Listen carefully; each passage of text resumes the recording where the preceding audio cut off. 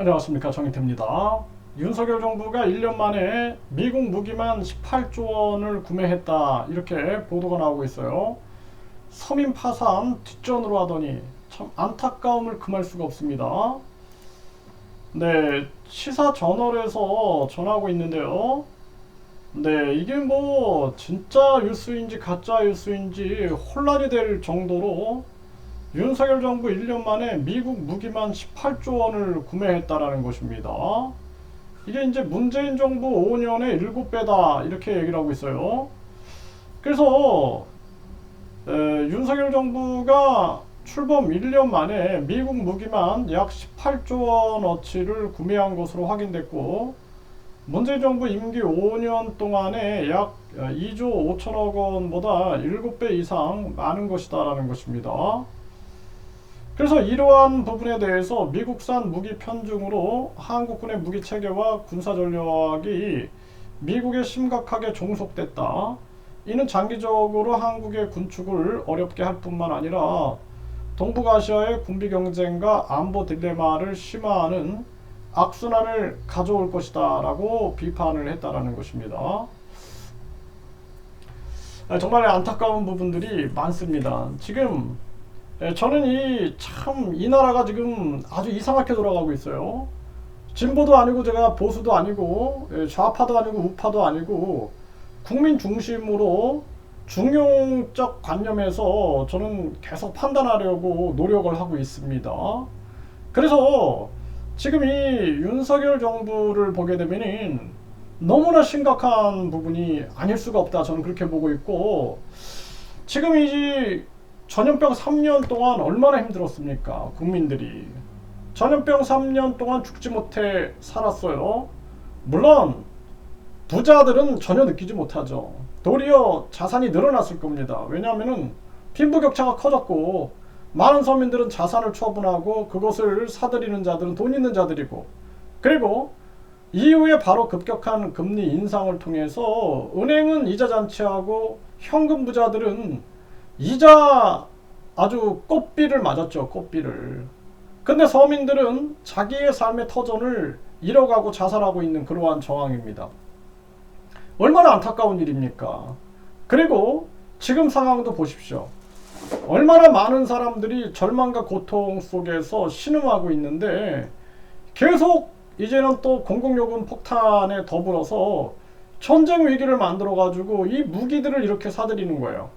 그러니까 미국의 이익을 위하여 있는 게 아닌가. 이 대통령이 지금 미국의 이익을 위하여 움직이고 있는 게 아니냐. 저는 그렇게 생각을 안 할 수가 없고, 일본의 이익을 위해 존재하고 있는 게 아니냐. 전 문재인 정부는 완전히 중국몽에 빠져 있어가지고 국민들이 비판을 했죠. 거기에다가 친북 정책에 의해서 비판을 했는데, 이번 정부는 완전히 지금 바이든과 기시다에 완전히 갖다 바치는 이러한 정치를 하고 있는데, 이거 심각한 문제다라는 것입니다. 정말 안타까움을 금할 수가 없어요. 우리가 북한 공산당과 중국 공산당에 당당하게 맞서서 국가보안법과 그리고 국제 간첩제재법, 국제 스파이 단속법을 통해서 단호하게 안보를 지키는 거 굉장히 중요합니다. 그리고 우리나라는 자체 핵무장을 해야 돼요. 자체 핵무장. 미국한테 이용당하면 안 된다라는 거예요. 미국은 계속해서 한국의 자체 핵무장을 방해하면서 자기들의 이익이거든, 그게. 왜냐하면은 계속 핵우산 얘기하면서 결국에는 이렇게 무기 판매하고 전쟁 위기 만들어가지고 미국은 이익을 추구하고 있는 것입니다. 그런데 우리는 계속 미국에다가 이러한 일들을 하고 있는 거예요. 아니, 국빈 요청을 받으면 뭐하냐라는 거예요. 그게 무슨 의미가 있냐래. 길거리에서 라면 한 그릇 먹더라도 국익을 위하여 움직여야 된다는 것입니다. 네. 아니, 이거 미국 가갖고 노래 부르고 미국 가서 그 대접받으면 뭐하냐라는 거예요. 나는 차라리 길거리에서 라면 한 그릇을 먹어도 우리 국익을 위하여 임하겠다라는 각오를 가져야 된다는 것입니다. 대통령이면. 이게 뭐하는 겁니까? 국민들 죽어나가도 뒷전이고 뭐하는 정치를 하고 있는 건지 모르겠어요. 전 정부는 완전히 북한과 중국에 목을 매더니 이번 정부는 완전히 일본과 미국에 완전히 목을 매고 있는 그러한 행위가 아니냐. 가슴 아픈 현실이 아닐 수가 없습니다. 지금 쏠까요 말까요 묻지마. 이렇게 북두려워한 군인의 귀환, 군 어떻게 바뀔까? 그러니까 이 사람도 마찬가지입니다. 이거 뭐 정치적으로 무슨 댓글 관련해 가지고 계속해서 재판받고 그러지 않았습니까? 그런데 지금 또 계속 군사 전쟁 위기를 만들면서 이거 북한이 무서워하는 사람이다 하면서 또 띄우고 있는 거예요. 그리고 이걸 가지고 이 우파 세력들은 옛날 미국 소련 체계에서 벗어나지 못하고 만세 부르고 있는 겁니다. 만세 부르고. 이게 뭐하는 정치인가?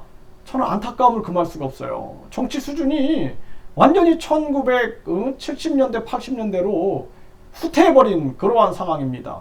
지금 우리 국민들은 문재인 만세, 이재명 만세 부를 때 아니고 윤석열, 한동훈 그리고 김건희 만세 부를 때가 아닙니다. 대한민국 망해가고 있어요. 저출산 고령화 그리고 외국인 유입 각종 범죄로 망해가고 있습니다. 언론의 자유가 없고 유튜브들도 계속 지금 규제, 제재 등등에 아주 지금 숨을 못 쉬고 있는 상황입니다.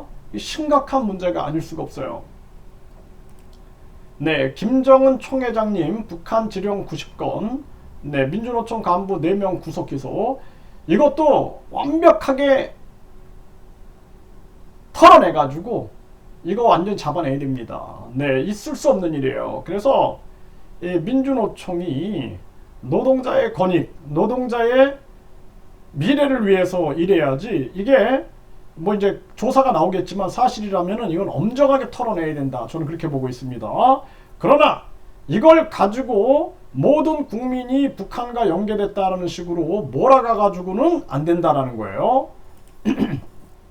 북한 지령 받아서 정보 수집 혐의 민주노총 전 간부 구속 기소했다 이렇게 나오는데 이거는 객관적으로 신속하게 빨리 밝혀내야 된다. 모든 것을. 그리고 사안별로 이 사람들이 그랬으면 그 사람들만 충분히 그럴 수 있어요. 북한이 공작해가지고 또 친북 세력들이 결탁해가지고 충분히 이러한 상황을 만들어낼 수 있다는 거예요. 그거만 콕 집어갖고 핀셋으로 콕 집어가지고 만들어야지 민주노총 전체를 친북 세력으로 몰아간다든지 또는 윤석열 퇴진을 외치는 많은 국민들을 친북 세력으로 몰고 간다 그러면은 있을 수 없는 일이다. 저는 그렇게 봅니다. 그래서 지금은 중용의 가치가 중요하다. 중용의 가치를 가지고 우리가 어느 쪽으로도 치우치지 않으면서 판단을 하지 않으면은 대한민국의 미래가 없다라는 것입니다. 정말 심각한 문제가 아닐 수가 없습니다. 이 부분이 이게 논쟁이 될 거고 지금 이 윤 정부가 전쟁 위기를 자꾸 고조시키고 지금 뒤에서는 이러한 행위를 했다라는 부분들이 지금 드러나고 있는데 안타까움을 금할 수 없고 앞으로 국민들의 계속된 저항이 이어질 것이다. 이렇게 예측을 할 수밖에 없습니다.